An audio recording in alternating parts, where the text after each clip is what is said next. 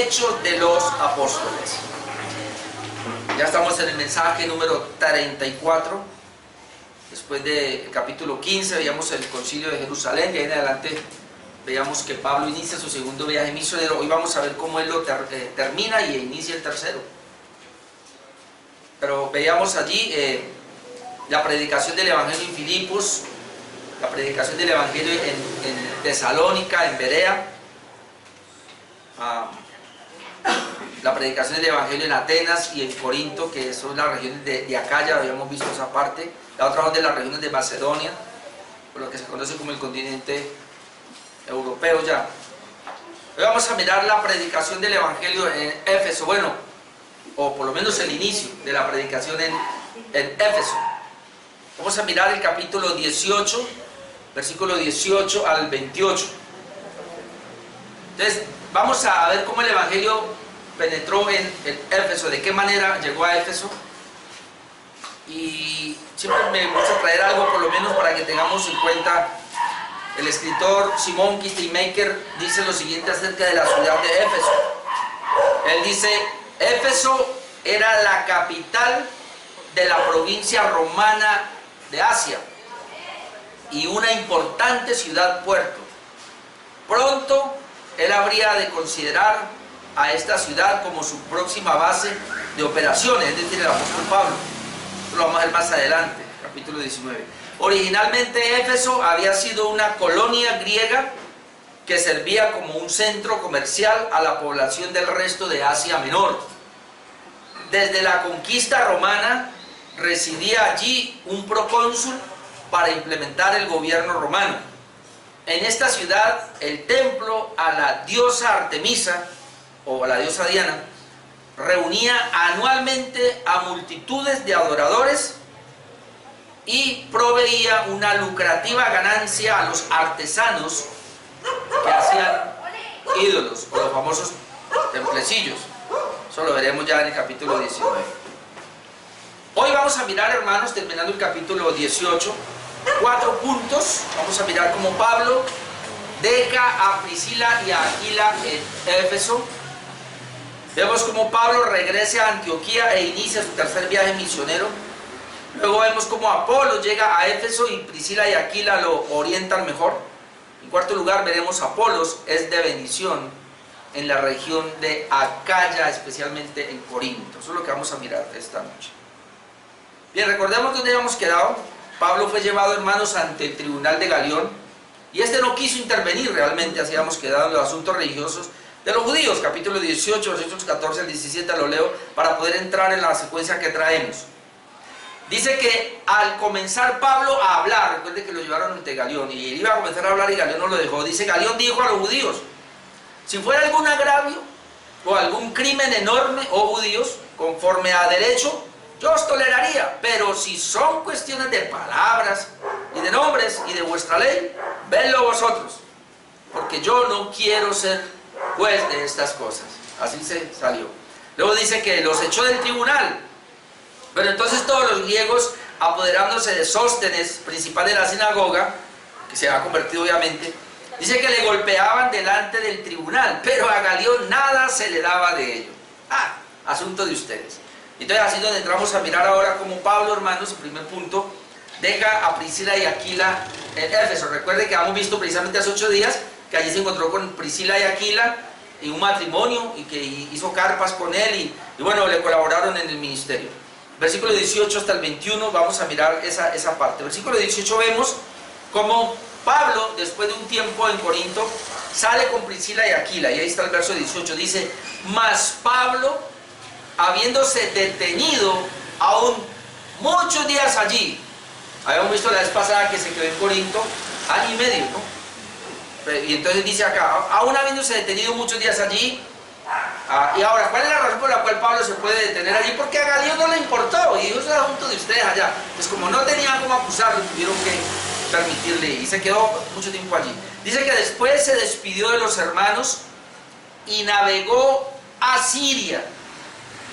Es decir, sale de ese continente europeo y ahora se va hacia la región de Siria.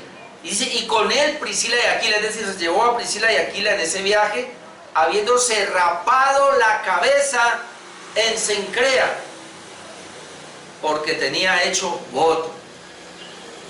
Bueno, entonces aquí vemos que su destino era Antioquía de Siria. Dice que navegó a Siria, es decir, regresar otra vez a aquel lugar donde él comenzó a hacer su primer viaje misionero. Pero antes, él cumplió un voto que tenía. Realmente no sabemos cuándo comenzó el voto, porque la Biblia no lo registra. Sencillamente lo que dice aquí es que él sale, navega para Siria, es decir, sale de Corinto, se va para Siria, el rumbo era allá, pero antes él se va con Priscila y Aquila. Ya dijimos que está el nombre, otra vez, primero la mujer, de en adelante siempre va a aparecer el nombre de la mujer, y escuché algunos comentarios, y es muy probable entonces que la dura en las escrituras era la mujer.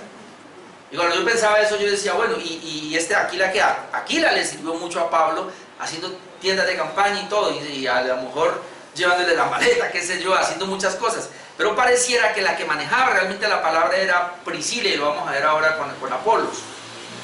Así que esto es interesante, hermanos. No es que sea malo, pero no es lo normal. Pero yo sí tengo que decir que he visto en todas las iglesias que he pastoreado, y aún en esta me he dado cuenta de hombres que están lamentablemente por debajo del conocimiento de su esposa. Es decir, la esposa sabe más de la palabra, la esposa se defiende más de la palabra, la esposa argumenta mejor la palabra que el mismo esposo, y eso es raro, porque la escritura no debe ser así. Quien debe llevar la batuta es el hombre. Pero si el hombre no lo quiere hacer, entonces le toca a la mujer hacerlo. Así que es una excepción, pero eso es lo que creemos que estaba pasando acá. El comentarista John Stott aquí pues nos explica un poco lo del voto que tenía Pablo, porque aquí dice que, es más, algunos hacen una confusión aquí, que creen que era Aquila el que tiene el voto, pero yo voy a leer esto, hermano, un poquito largo, pero es que me parece que la mejor manera de entender esto, sin entrar en argumentos. Él dice lo siguiente, él dice, vea, a los comentaristas se han sentido perplejos por la falta de claridad con respecto a quién hizo este voto, es decir, ¿se habla de Pablo o es Aquila? ¿En qué consistió el voto? ¿Cuándo fue hecho? Porque la Biblia no lo dice. ¿Y por qué fue hecho? Son preguntas que quedan ahí al aire. Entonces dice, en cuanto a la persona de que se trata, si bien la gramática permite que sea Aquila, el contexto hace pensar que fue Pablo. Y es verdad, mirando el contexto, realmente quien hizo el voto fue Pablo. La referencia al cabello sugiere casi con seguridad que se trataba de un voto nazareo, que comprendía la abstinencia, es decir, el voto nazareo, aunque ahora vamos a leer un texto, dice que consistía en la abstinencia en cuanto a beber vino y a cortarse el cabello por un periodo de tiempo. Algunos creen que era por un mes más o menos, que ese es el voto, al final del cual se cortaba el pelo y luego se lo quemaba. Bueno, inclusive los judíos también decían que se podía cortar el pelo y tenía que ser llevado, en este caso, si vivía fuera de Jerusalén, tenía que llevarse a Jerusalén para terminar el voto. Dice, juntamente con la realización de otros sacrificios como símbolo de ofrenda de sí mismo a Dios. Además de cortarse el pelo, se quemaba, también tenía que hacer otro tipo de sacrificios. Pero este es el punto. Si el voto se cumplía estando ausente de Jerusalén, el cabello todavía podía llevarse allí para ser quemado. Ahora entendemos por qué Pablo se rapa la cabeza en Cencrea, pero ahora él tiene que ir a Jerusalén a llevar ese. Y tengamos en cuenta eso, porque ahora vamos a ver que esa es la razón por la cual él no se queda en Éfeso. Sigue diciendo John Stott, estos votos se hacían ya sea por agradecimiento, por bendiciones pasadas, tales como la protección que tuvo en Corinto. Recuerden que el Señor le dijo, tranquilo, no temas, yo tengo un pueblo en esta ciudad, pero no temas porque yo estoy contigo y te voy a proteger. Entonces pareciera que había hecho el voto por protección, esa es una sugerencia. Pero también dice que también se hacía como parte de peticiones futuras, o a bendiciones futuras tales como protección para el próximo viaje.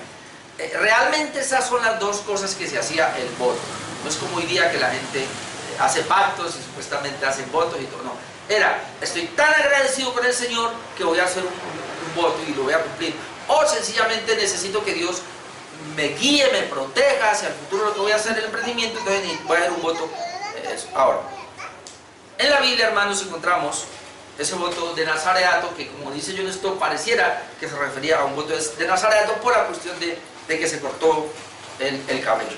Y en número 6, del 1 al 5, encontramos ese voto.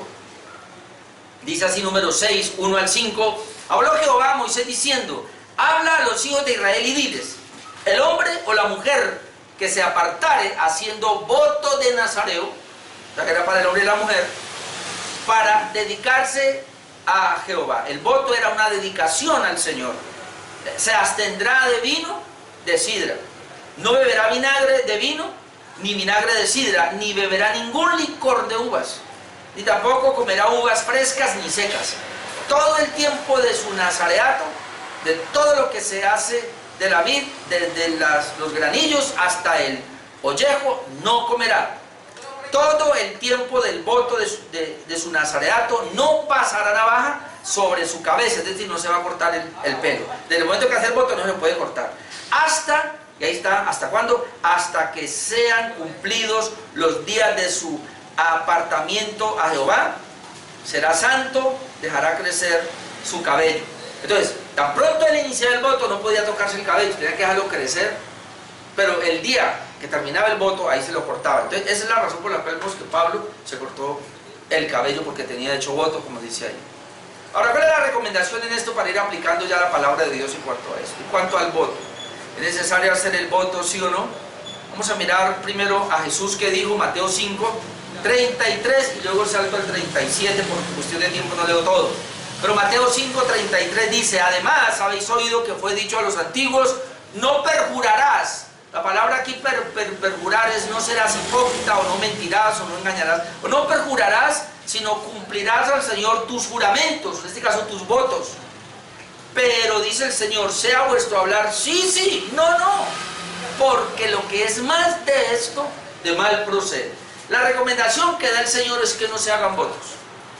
Esa es la recomendación. Es decir, Él no está impidiendo el voto. Si quiere hacer el voto, se está libre de hacerlo, pero ¿cuál es la intención de jurar o hacer un compromiso? No sé qué es lo que se busca, pero de alguna manera se ha perdido la credibilidad y por eso la gente jura. Por eso el Señor dice: sea vuestro hablar sí, sí, sea no, pero hoy día la gente jura, promete cosas y a Dios pues lo hace. Ahora, eso lo dijo Jesús, pero vamos a mirar cómo se estableció. En Números 32, el Señor dijo lo siguiente: Números 32, cuando alguno hiciere voto a Jehová, o sea que se permitía, o hiciere juramento, ligando su alma con obligación, no quebrantará su palabra. Recuerde que hubo unos votos, unos juramentos muy raros. Yo no recuerdo quién fue uno de los jueces que dijo: Señor, si me da la victoria, el primero que salga lo sacrifico a ti. Y salió la hija, creo que fue Otoniel, no recuerdo si fue Otoniel. Pero es impresionante, lo dice el Señor. Y claro, y pues obviamente la sacrificó. Ella no pudo casarse, quedó virgen toda la vida. En Eclesiastés 5, 4 y 5, mire lo que nos dice, y es la recomendación para nosotros. Cuando a Dios haces promesa, no tardes en cumplirla. Es lo mismo que eso, que están diciendo estos pasajes. Sin embargo, mire lo que dice: porque Él no se complace en los insensatos. Cumple lo que prometes, cumple tu voto. Pero luego mire lo que dice: mejor es que no prometas y no que prometas y no cumplas. Así que, hermanos, mejor no haga votos, ¿no? Pero si lo hacen, tiene que cumplirlo, porque vende problemas. Pablo lo hizo. Hay mucha gente que dice: pero ¿por qué Pablo lo hizo? Mire, no culpemos a Pablo. Siempre hemos visto que Pablo fue un judío de cepa, y obviamente él fue con el evangelio, fue dejando cosas, pero pues totalmente no todas las cosas las ha dejado. Es decir, si usted lee la historia de Juan Calvino o la historia de Martín Lutero, fue lo mismo. Yo vine de una tradición católica y ellos dejaron algunas cosas, pero no todo. Entonces ahí es donde la gente comienza a acusar. No, hermanos, tú y yo también hemos traído cosas de antaño que no las hemos dejado y están ahí todavía y se pueden. Ahora, eso no es malo hacerlo, porque muchos dicen: pero eso era en la ley, ¿por qué Pablo tenía que hacer ese voto? No sabemos, sencillamente hizo un voto y ya, y la Biblia no es que lo prohíba, recomienda, eso sí, que no se haga mejor. Bien, Pablo, después de ese voto, llega a Éfeso, y él establece allí a Priscila y Aquila, y luego se va. Y ahora vamos a ver cuál es la razón por la cual se va. versículos 19 al 21. Pero recordemos antes que el Espíritu Santo le había prohibido no ir a Éfeso, pero ahora ya no le prohíbe.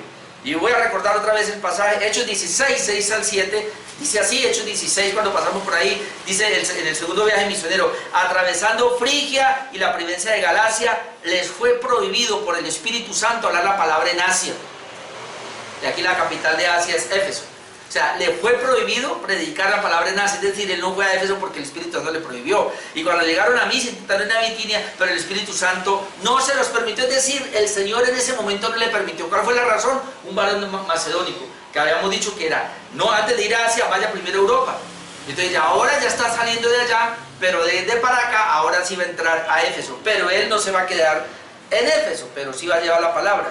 Mire Hechos 10, donde estamos, a 18, 19, vamos a leer hasta el 21, dice, y llegó a Éfeso, es decir, Pablo. Recuerden que él sale de Corinto, y ahora llega a Éfeso, y los dejó allí. ¿A quién? A Priscila y Aquila, los dejó ahí establecidos. Pero antes de irse, dice, y entrando en la sinagoga, es decir, fue una sinagoga judía. Ahora note esto, que es interesante, y entrando en la sinagoga, discutía con los judíos. Y luego dice, los cuales le rogaban que se quedase con ellos por más tiempo. Y esto es impresionante porque ya vimos que los sacan de Tesalónica, los sacan de Atenas. Hay problema en Corinto también. Aquí cuando llega a Éfeso nadie lo molesta. Es más, los judíos de la sinagoga le dicen, Pablo, quédate con nosotros por más tiempo. Mas no accedió. Y uno dice, pero imposible, que donde tiene la libertad para quedarse no se queda. Ahora, esto no accedió, vamos a conectarlo con el voto. Él hizo un voto, cumplió el voto, se cortó el pelo y él dice, tiene que ir, ahora él le va a dar la razón. Dice, mas no accedió, sino que se despidió de ellos diciendo, es necesario que en todo caso yo guarde en Jerusalén la fiesta que viene. Él tenía que ir a Jerusalén y por esa razón del voto que tenía, y él llevaba su cabello obviamente para Jerusalén, entonces por eso él no se queda. Dice, pero otra vez volveré a vosotros, les promete, otra vez volveré a vosotros, si Dios quiere, y zarpó de Éfeso. Lo vemos, y él para dónde se fue, vamos a ver que se fue directamente a Jerusalén. Entonces, a diferencia de Corinto aquí, Éfeso sí quería escuchar la palabra de Dios. Los judíos de la sinagoga, pero debido al voto, él se va, pero él deja establecido a Priscila y a Aquila. Y es uno de los principios que vamos a mencionar, mi amado hermano, porque déjeme decirle que sí, Dios levanta hombres, Dios levanta personas importantes, misioneros, pero ellos no pueden cumplirlo todo.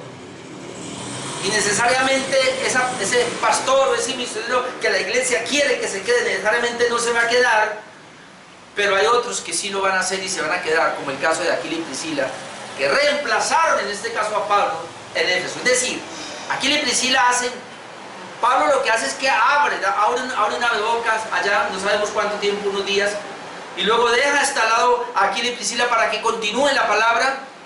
Y ahora vamos a ver qué va a pasar porque llega un varón allí también. Es decir, hermano, Pablo es muy importante, pero no es indispensable. Hay otras personas que pueden hacer el trabajo de él. Eso tenemos que tenerlo en cuenta. Punto número 2.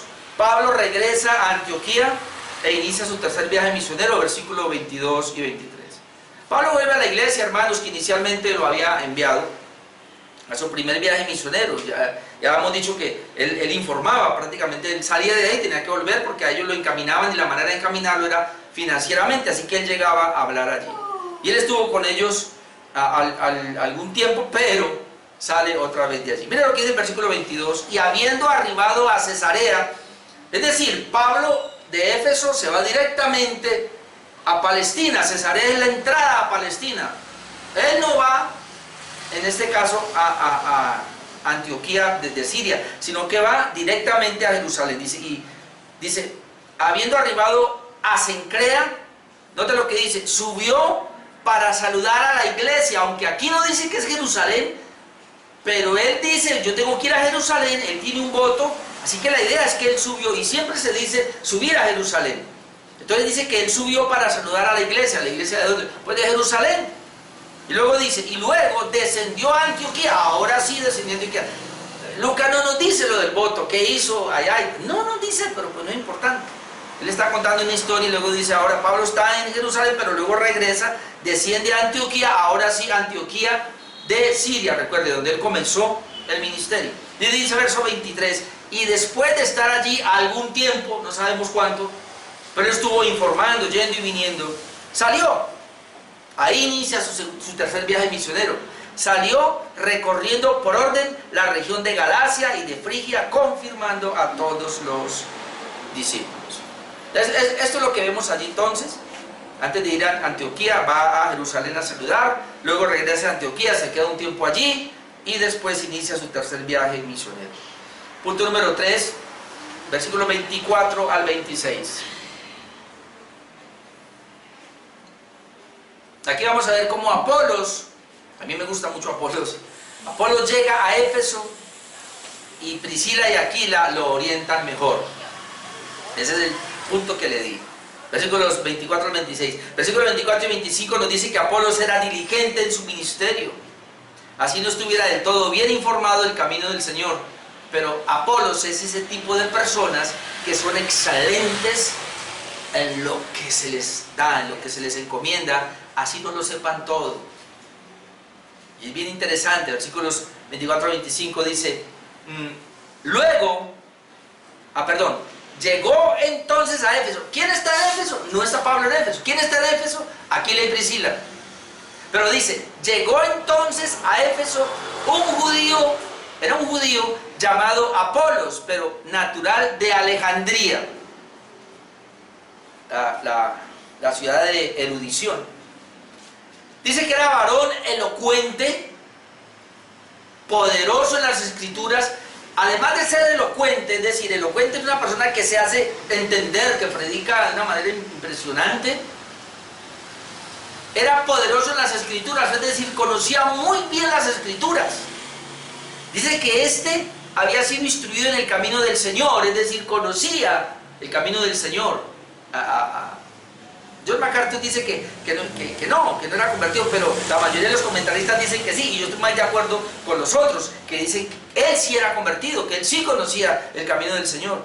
Y siendo de espíritu fervoroso, que es lo que Pablo dice que tenemos que tener un espíritu fervoroso, en el caso del predicador, dice que hablaba y enseñaba diligentemente lo concerniente al Señor. ¿Cómo va a hablar de Cristo? ¿Cómo va a hablar del Señor si no lo conocía? El punto es aquí que hace dudar, aunque solamente conocía el bautismo de Juan. Por ahí que se va el pastor MacArthur a decir que él solo conocía el bautismo de Juan, entonces pero que el Señor aquí se refiere a Dios. No, yo creo y el texto nos da a entender de que él sí conocía a Jesucristo el Mesías, y eso lo vamos a ver ahora.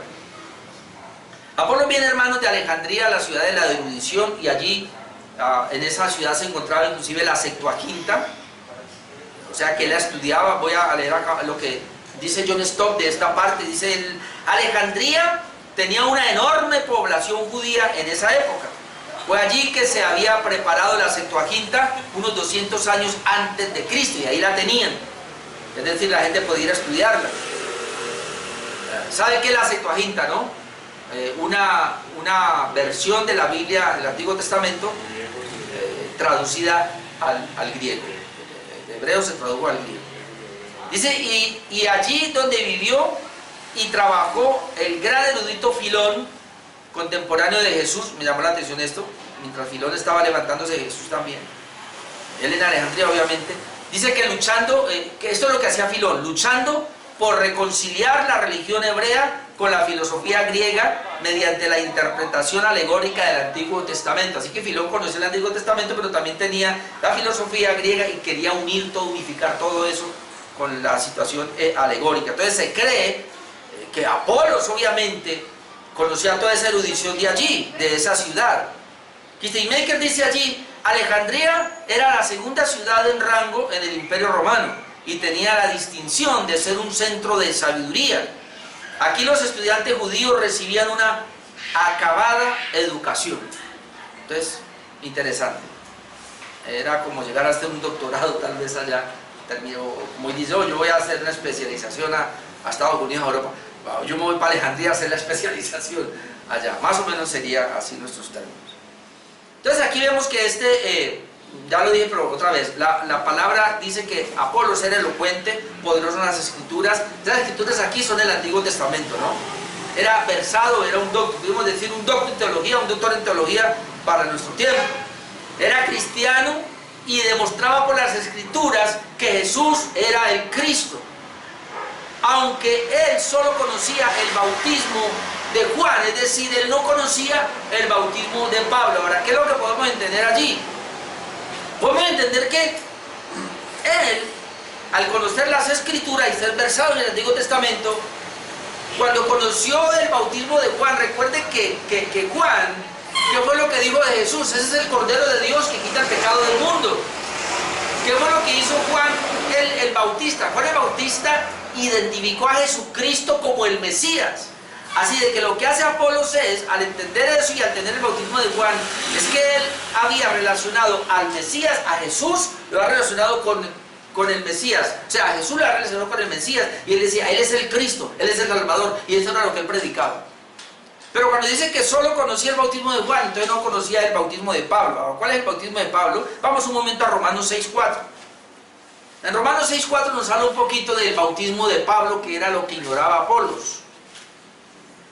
Dice, porque somos sepultados juntamente con él para muerte por el bautismo. Ahí ya entendemos que Apolos conocía el bautismo de Juan, que era un bautismo de arrepentimiento. Es decir, arrepiente, usted es un pecador, arrepiéntase de sus pecados, crea en el Mesías para la salvación.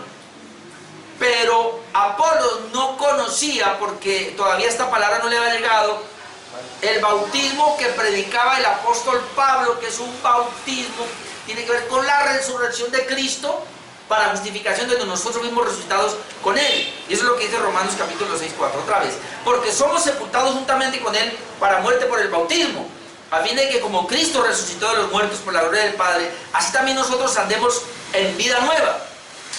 A Apolo le faltaba esta parte, estar unidos con Cristo para ser una nueva criatura. Él solamente predicaba, Él es el Mesías, el que ha venido a perdonar los pecados. Arrepiéntase y reciba el perdón de los pecados. Pero le faltaba la resurrección de Cristo, que le da una nueva vida para vivir en novedad de vida, en unión a Cristo. Dice el verso 5, porque si fuimos plantados juntamente con Él en la semejanza de su muerte, así también lo seremos en la de su resurrección, sabiendo esto, que nuestro viejo hombre fue crucificado juntamente con Él, para que el cuerpo del pecado sea destruido, a fin de que no sirvamos más al pecado. Entonces, una cosa es decirle a la gente, arrepiéntase de su pecado, crea en Cristo y Él lo salva. Por otra cosa es decirle, pero ahora que está en Cristo tiene autoridad sobre ese pecado para que no vuelva a pecar. Y parece ser que hacerle la parte que le faltaba a Apolos. Entonces, ahí donde entra el ministerio de Priscila y Aquila, que fue de gran bendición para Apolos, quien reconoce, hermanos, que no lo sabe todo y tiene un espíritu enseñable. Versículo 26, Hechos 18:26 dice, llegó Apolos a Éfeso, ¿no? Y elocuente y versado en la palabra del antiguo pacto, y comenzó a hablar del camino del Señor, es decir, predicaba a Cristo. Y verso 26, y comenzó a hablar con denuedo, la palabra aquí denuedo es con poder, con autoridad, en la sinagoga, es decir, llegó a la sinagoga de Éfeso y comenzó a hablar con denuedo. Pero cuando le oyeron Priscila y Aquila, le tomaron aparte y le expusieron más exactamente el camino de Dios. El camino, ¿vio? Aquí son datos importantes que necesitamos aprender. Primero, cuando dice que le expusieron más exactamente el camino, quiere decir que él se dejó enseñar, tenía un espíritu enseñable. Y hay que reconocer que Aquila y Priscila sabían más. Y la otra cosa importante que podemos tomar acá es que no, Priscila y Aquila lo están viendo que está predicando en la sinagoga y ellos no se paran, vea, usted está errado. Sino que esperan que termine, y cuando termine, tampoco lo corrigen delante de toda la gente, sino que lo sacan aparte, fácilmente lo llevan a su casa y le explican mejor el camino. Hermano, cuando yo leía esto, yo decía, primero, tenemos que entender que no lo sabemos todo. Segundo, que hay gente que sabe más que nosotros y que nos pueden enseñar, y por lo tanto todos debemos tener un espíritu enseñable, saber siempre que hay gente que sabe más o sabe mejor el tema que nosotros mismos. Esto también me lleva a algo, hermanos, que hay que corregir, porque a veces por tener la reforma cometemos un error. Yo lo cometí al comienzo, pero he corregido eso, y es tirar por el suelo todo lo que aprendimos atrás, y no puede ser así, porque en cualquier iglesia que estuvimos nosotros aprendimos, y Dios nos venía encaminando, hermanos, y veníamos aprendiendo. Cuando llegamos a la reforma, sencillamente era que no conocíamos bien. Le voy a poner un ejemplo en el caso mío. Yo sabía desde muy temprano, y lo conocí y lo prediqué, la salvación de mi alma por la obra de Cristo, o la obediencia de Cristo pasiva. Es decir, que Cristo en la cruz había muerto en su pasión, y eso me había salvado, eso lo sabía. Cuando llegué a la reforma, comprendí la otra parte, que no solamente era la muerte de Cristo, la obediencia pasiva, es decir, de pasión, de que Cristo fue sacrificado para perdonar mis pecados, sino que ahora entendí la obediencia activa de Cristo, que él se hizo carne y él nació como niño para cumplir perfectamente la ley, para que luego esa ley me la imputara a mí, y que yo soy salvo no solamente porque Cristo muere en la cruz y perdona mis pecados, sino que también soy salvo por la obediencia de Cristo que me fue imputada a mí, y esa es mi justicia. Eso yo no lo sabía, lo vine a aprender en la reforma. Entonces, y hay muchas cosas que todavía no sé, ignoro.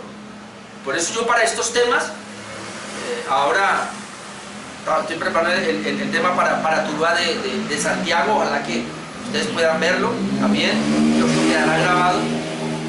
Y yo necesito escuchar a otros pastores que ya predicaron sobre Santiago, y necesito ir a comentarios sobre Santiago. Igual hago con todo, porque yo no lo sé todo, hermanos. O por lo menos como dice 1 Corintios 8:2, aunque está hablando acá de los ídolos, pero dice: y si alguno se imagina que sabe algo, aún no sabe nada como debe saberlo. O sea, me creo que sé algo, pero no sé cómo debiera saberlo. Y ese es el punto. Ninguno, hermanos, es un producto terminado. Así que cuando usted encuentra un predicador que, entre comillas, predica mejor que los demás, hay que tener cuidado, porque precisamente ahora vamos a llegar a un problema que tuvo Corinto, precisamente con Apolos. Dice John Stott lo siguiente allí: el ministerio de ellos, es decir, de Priscila y Aquila, fue oportuno y discreto, como destaca el profesor Bruce, es otro teólogo, que él dice, Bruce dice: ¿cuánto mejor es ayudar en privado a un predicador cuyo ministerio es defectuoso que corregirlo o denunciarlo públicamente? Entonces, cuando yo leía eso, yo pensaba en las redes sociales. En las redes sociales se descabezan personas. Yo le decía a mi esposa, ya ni comento, porque siempre que comento algo, lo primero que me dice es que yo soy un ignorante, que no conozco la palabra de Dios. Sí, yo sé que me falta mucho, pero tengo un poquito por lo menos de conocimiento. Entonces, me gustó lo que dice. Vuelvo otra vez lo que dice el profesor Bruce. Dice: ¿cuánto mejor es ayudar en privado a un predicador cuyo ministerio es defectuoso que corregirlo o denunciarlo públicamente? Así que la tarea de nosotros es esa. Vemos una persona que no sabe, que está hablando pero se equivocó, o que no conoce bien la palabra de Dios, no lo vamos a avergonzar públicamente, sino que en secreto lo vamos a... Yo con algunas personas que me han dicho, entonces yo voy más bien al privado, y como hay un mes siempre es privado, y un mes escribo, y ahí hay algunos también que por ahí me han tratado mal, entonces bueno, ya está bien. Y número 4, hermanos, de esta noche: Apolos es de bendición en las regiones de la región de Acaya. Versículos 27 y 28.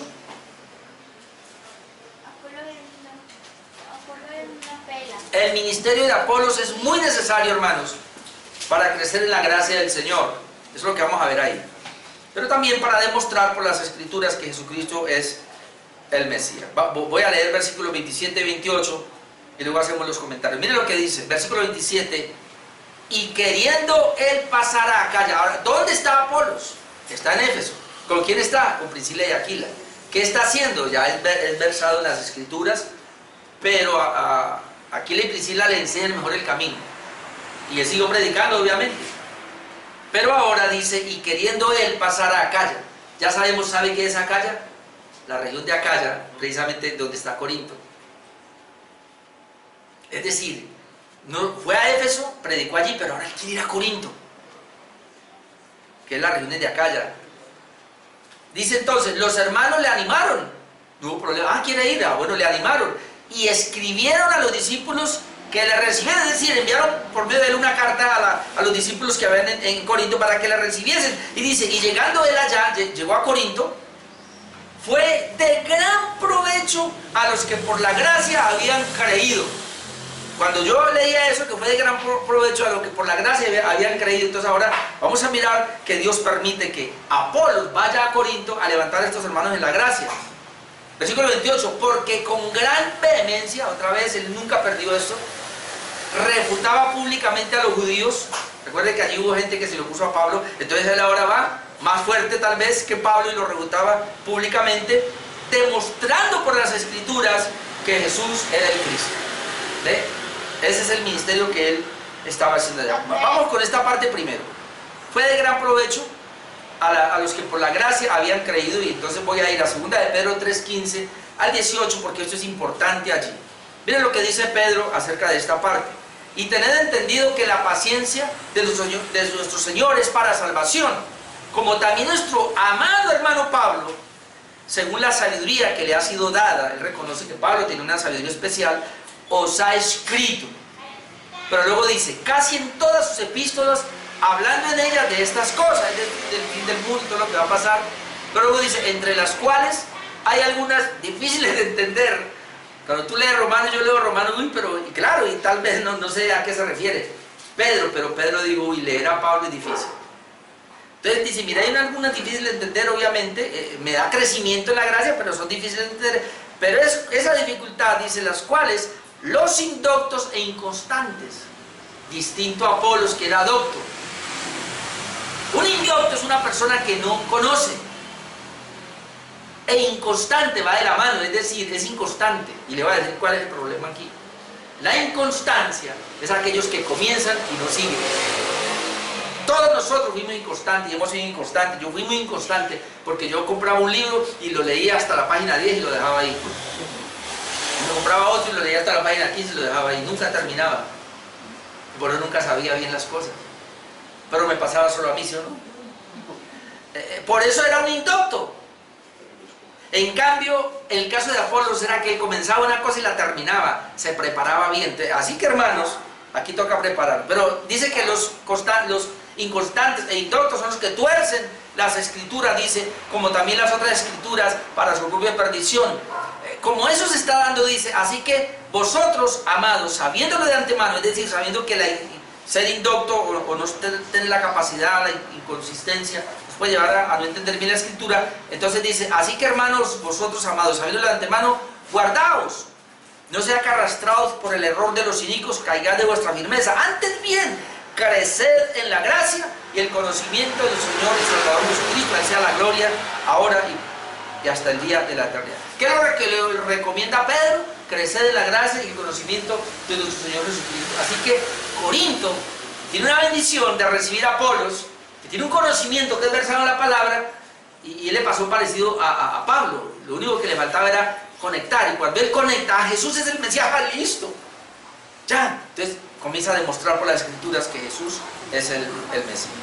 Bien, Apolos decidió ir entonces a Corinto, y al estar obviamente mejor preparado por el ministerio de Aquila y Priscila, pues es enviado por los hermanos de Éfeso y le dan una carta de recomendación. Y aprovecho porque es otro punto que vamos a mirar ahora, un principio más. Cada vez, y esto es muy importante, que salgamos de una iglesia y vayamos a ir a otra, que la iglesia donde salimos nos recomiende. Eso es muy importante, llevar una carta de recomendación. Apolo fue de gran provecho a Corinto, tanto, hermanos, que Pablo reconoce su ministerio allí, aunque la iglesia se excedió en su reconocimiento. Voy a comenzar por la parte buena. Primera de Corintios, capítulo 3, verso 6. Mire cómo Pablo reconoció el ministerio de Apolos en Corinto. Y cuando le escribe la carta a Corintios, en Primera de Corintios, capítulo 3, verso 6, dice lo siguiente: yo planté, Apolo regó, pero el crecimiento lo ha dado Dios. El mismo Pablo reconoce, y él dice, mira, yo llegué a Corinto, ¿y qué hice yo? Yo planté la semilla. ¿Qué hizo Apolos? Apolo la regó. Ahora, déjenme, le leo todo el contexto, hermanos. Primera de Corintios 3, desde el 1 hasta el 7. porque aquí voy a decir algo y ya con esto vamos terminando. O terminando por lo menos la exposición, porque tengo aquí unos principios que quiero mencionar. Primera de Corintios 3, 1 al 7 dice: de manera que yo, hermanos, le escribe a la iglesia en Corinto, no pude hablaros como espirituales, sino como a carnales, como a niños en Cristo. Es decir, Pablo esperaba que ellos fueran maduros en la fe y le llamaba espirituales, pero al ser como niños, dice: ustedes son iguales que un mundano. Carnales en Cristo es eso. Perdón, carnales en Cristo no, carnales es eso. Son como los inconversos. Dice el verso 2: os di a beber leche y no vianda, porque aún no erais capaces, ni sois capaces todavía. ¿Qué le pasaba a la iglesia de Corinto que no podía crecer, a pesar de que Apolos estaba allí, no podía crecer? Vamos a ver el problema que tenían. Y esta es la razón que da verso 3: porque aún sois carnales, pues había entre vosotros celos. Vamos a ver por qué venían los celos. Contiendas y disensiones. La palabra división. ¿No sois carnales?, pregunta Pablo, y andéis como hombres. Y aquí va el punto, hermanos.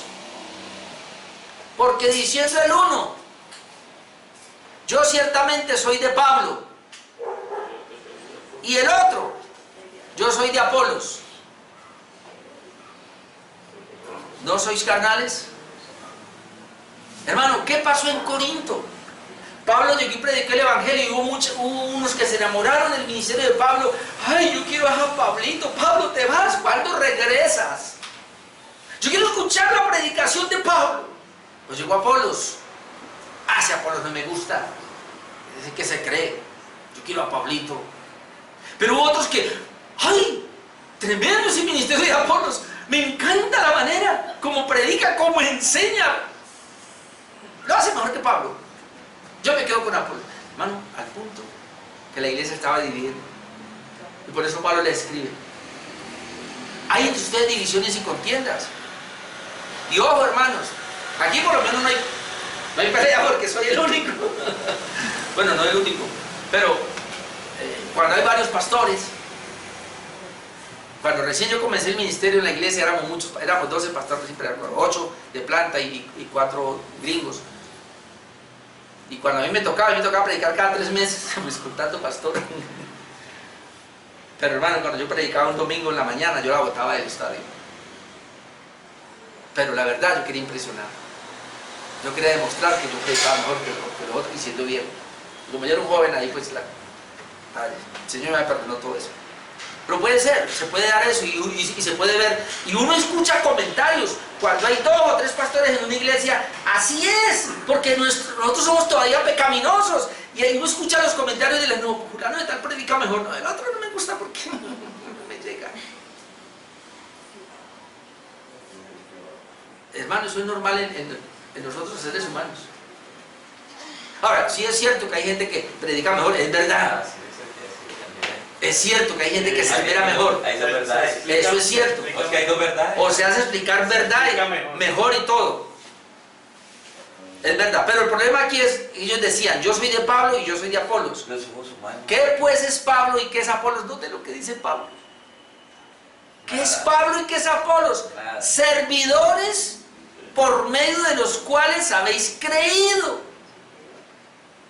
Y eso según lo que a cada uno concedió el Señor. Si Pablo predica así, que usted lo quiere, Dios se lo dio. Si Apolos predica así y usted lo quiere, Dios se lo dio. Y usted está mirando, es el cascarón, y no está mirando lo que Dios le dio. Y luego dice: y según lo que a cada uno el Señor concedió.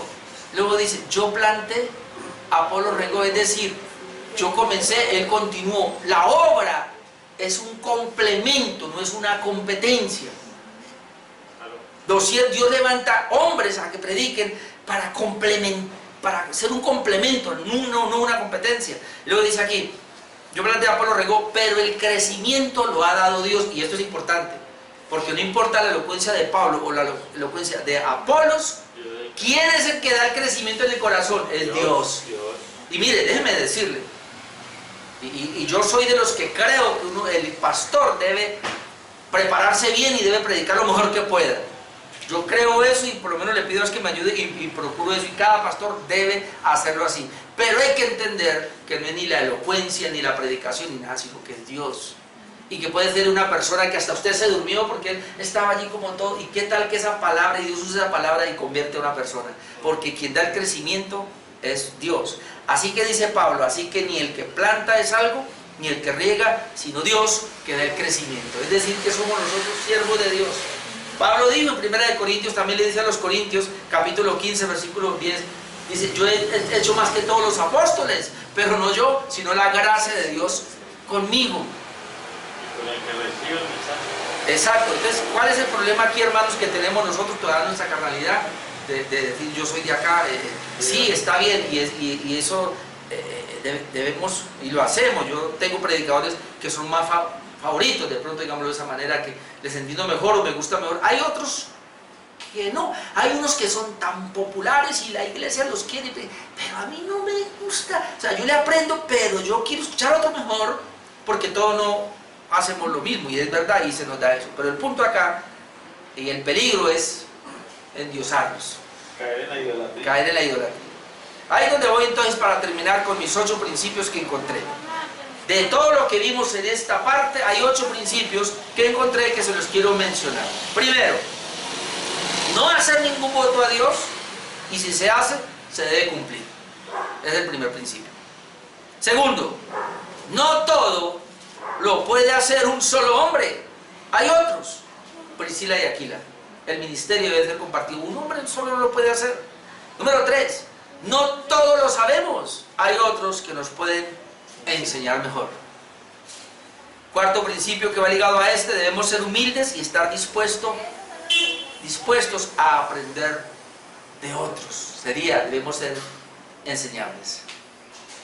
Número 5, la corrección de una falencia debe hacerse en privado y no en público, como Aquila y Priscila corrigieron a Apolo o le enseñaron mejor el camino. Número 6, en lo poco que sabemos debemos ser diligentes y hacerlo con excelencia. Y me llamó la atención esto de Apolos. Apolo no sabía lo de Pablo, pero lo que hacía, lo hacía con excelencia.